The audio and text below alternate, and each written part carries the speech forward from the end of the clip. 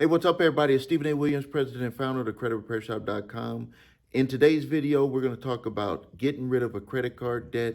We're going to talk about getting rid of that credit card debt with a potential 1099-C, cancellation of debt, all the way to dealing with that credit card debt with a debt collector and potentially getting a 1099-C by the debt collector or settlement. So I'm going to walk you through this. I love these exercises because this is like the path. It's like a marathon race, but you got to keep working at it. And I'm going to show you, I'm going to demonstrate.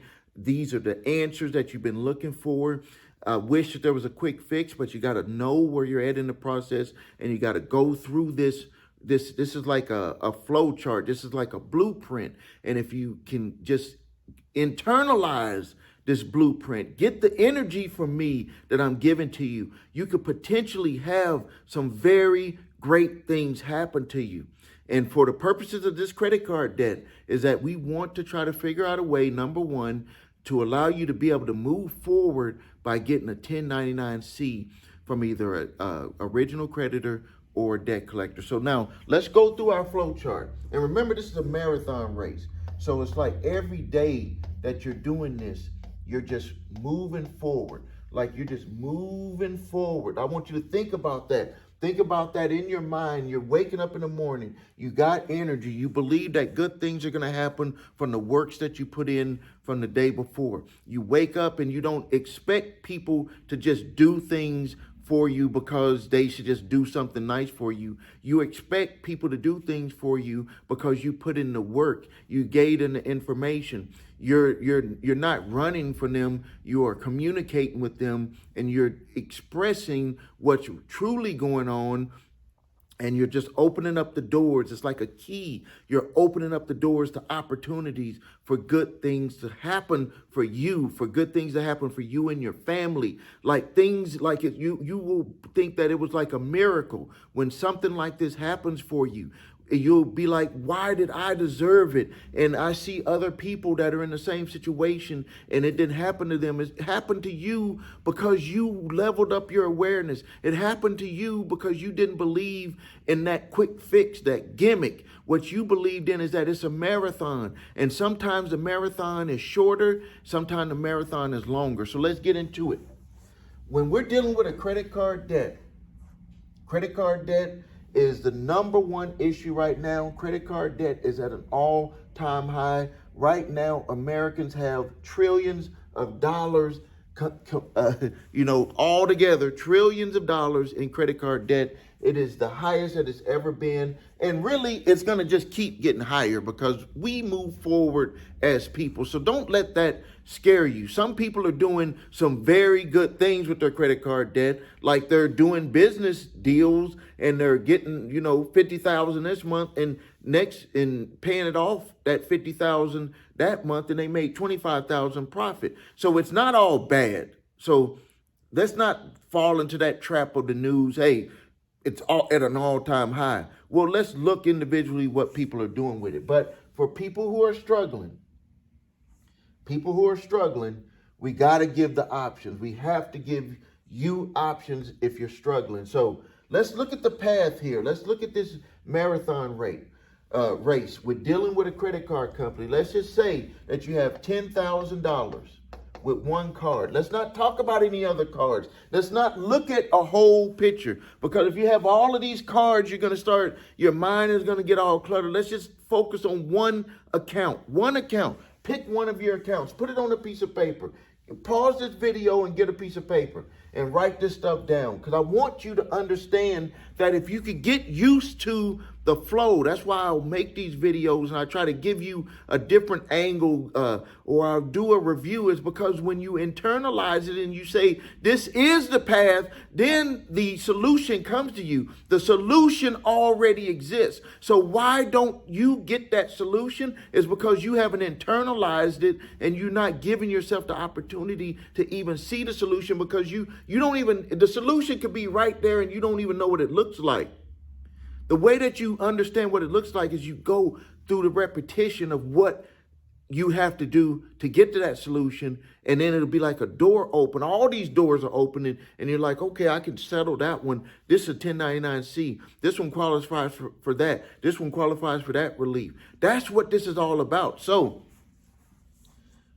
the first thing you need to do is you need to find out where you're at in the process of that credit card debt. With that, if it's still with the original creditor, what is the status? A lot of people don't even really know their status. They just say, I haven't been making payments. I don't know what's going on. If you're late on your payments, or you're just 30 days late, 60 days late, has it charged off? To charge off for a credit card, we're just talking about that one card. To charge off for that one card, it has to be 180 days. That has to be 6 months before that original creditor can even make a move on taking that off of their books. This is required by law. The banking regulators, they require this. Number one, they say you got to take it off the books because we don't want you lying saying, hey, you got all of these performing loans. So they got to take it off the books at 180 days. Some for other type of accounts, it could be different. So now we got to figure out, once we get to this, we know, okay, we checked that off. This is the status. If it's late, then what do I do if it's late? If it's charged off, what do I do if it's charged off? Well, first thing, if it's charged off, we're going to see, did that original creditor, are they maintaining that debt or are they selling that debt? If it's late, then you're going to be moving right here to a hardship. You're going to be trying to talk to them about what's going on with a hardship. You're going to do that also if they charge it off and they still have the debt, or they charge it off and they haven't sold the debt. Some of the times it'll just go into this blank area. I call it like a twilight zone, where you will call the credit card company and you're like, I want to pay you. I know it charged off. I want to pay you. And some of the companies cannot take the payment. It's because they already have a process in place. See, these are big companies. They're like, everything that hits 180 days, they're packaging that up into a big present and they're selling it to debt collectors. Like it's automatic. It's like a factory. It's like status, late, 180 days, charge off, immediately package up, sell, and move on and try to and just continue doing our business model of getting more credit card holders. That's their process. Other companies, they late, charge off, and they'll maintain. Like American Express, Discover, Capital One, Bank of America, and if I didn't say it, Capital One, they'll maintain, and then they'll start their process of trying to collect. They will offer all types of options, different payment arrangements, taking off some fees, settlements, all types of stuff that they'll offer that after it goes through that charge-off process. And also, those companies will also try to get you some payment type deals, arrangements during the process before it even goes to the charge-off. They'll all try to offer that. They'll try to accommodate you there. But if you're having a true hardship, the next thing that you want to do once you figure out what's going on with the debt is that you want to get to that hardship department and you need to write out to them, send it certified mail, exactly what is going on with you so you can have an option, potential option of dealing with that. Now, let me tell you the potential solutions that could happen from it is that they could file a 1099 or they could say, hey, we want to settle. Discover Card just charged off an account for a new client that came in, and they offered a 45% settlement. We said, what do you want to do? Do you want to take the 45% and be able to move on faster, or are you going to go in this marathon? And he said, man, I got to get this house for my family. I need to move forward. I'll do that 45% because, ultimately I had 100% of the money and now I'm going to pay 45% of the money back. You see how that mindset flips? So, and there's no reason to feel bad about that settlement These companies do this all the time. I just made a video last week that showed these banks getting billions with a B, billions of dollars taxpayer bailout money. So don't worry about that. That's just business is business. Remember EPMD, one of my favorite rap groups. It's business, not personal, or never personal. That was the one of their albums. So you can end up getting a settlement. Now, if they sell the debt, you're gonna have to go through this process, find out who the new owner is. Some of the times they'll tell you, some of the times they won't. If they haven't put it on your credit reports, because you missed the debt validation, then you're gonna have to do some work. But it's a marathon. Don't give up. It's a marathon. It's a marathon. Some of this stuff, excuse me. Some of this stuff you can't find right away. I'm going to take a quick drink.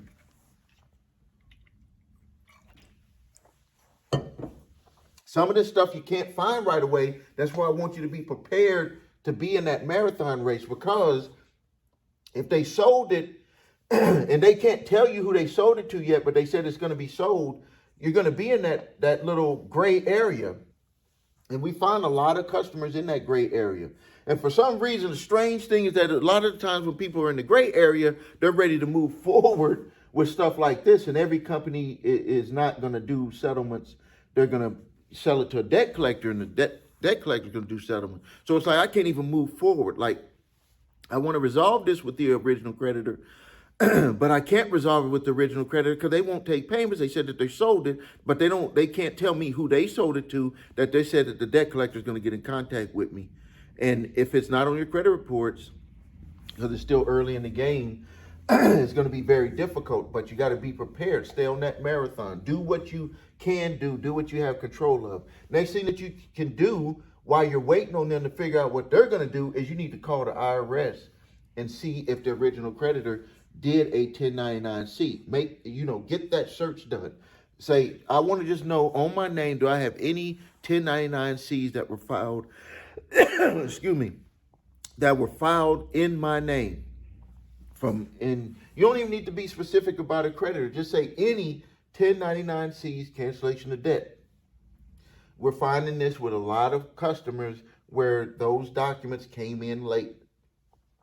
And then even if it does get to where you find out with the debt collector, debt collector purchased the debt, you can still open up the conversation after you've done your debt validation. So make sure you watch my videos on doing debt validations. You want to make sure that you do that appropriate. And at the end of this video, I'm going to give you a letter that you can do that with.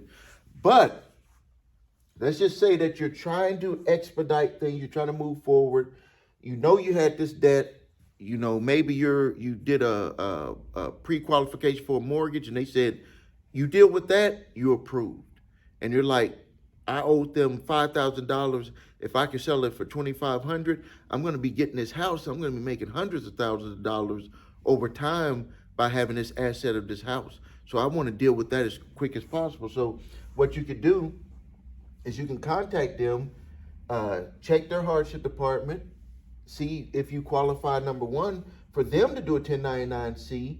You probably won't if you're in the position of getting a house, but by expressing your hardship on what happened with the original creditor, you could potentially get yourself into a nice settlement with them.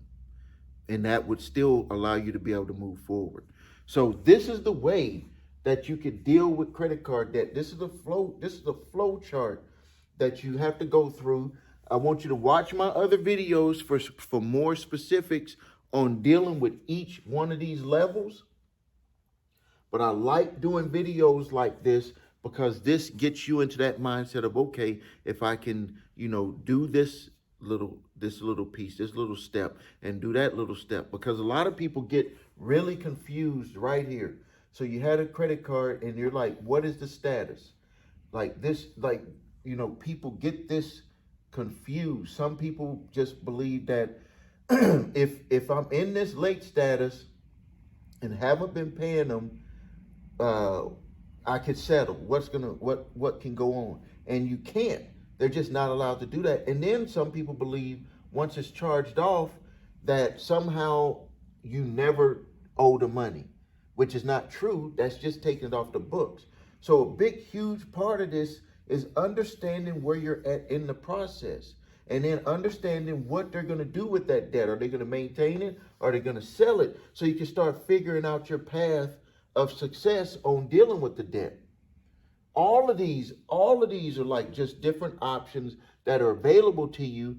But if you don't know what they look like, if you don't even know that they exist, if you don't even know what they exist for, like you've probably heard of some of these options, but you don't know why they exist. You're looking at it from your side. You got to look at it from their angle.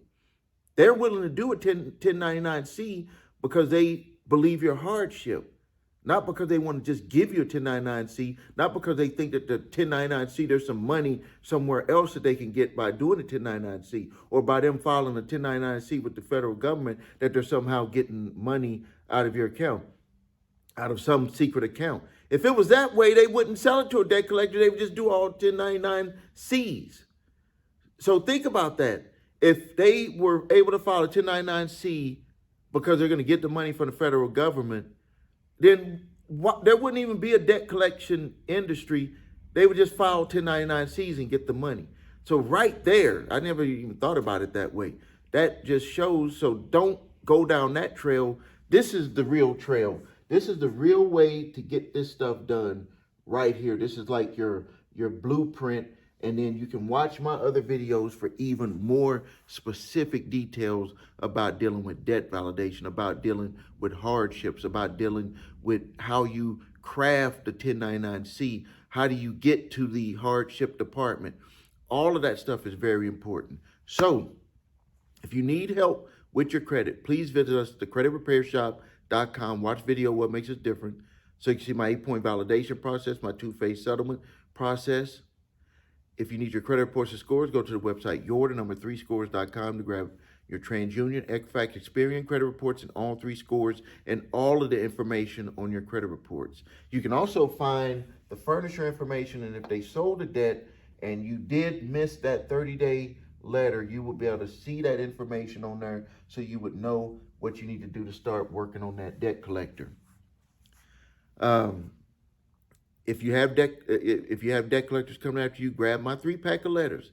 Statute of limitations letter to help you stop debt collectors who are trying to collect a debt that's past the legal statute of limitations to collect. All 50 states have a statute of limitations on debt, and it's also called time barred. Debt validation letter and cease and desist collection activities letter. Those letters can make debt collectors know that you're not just going to let them just run over you. I do ask for a donation on those if you feel it, that you are able to do that, because these letters can really save you time, money, frustration. Links are below this video. Please subscribe to the channel. Please post your questions and comments. Thank you for your time. This is Stephen A. Williams, President and founder of the Credit Repair Shop.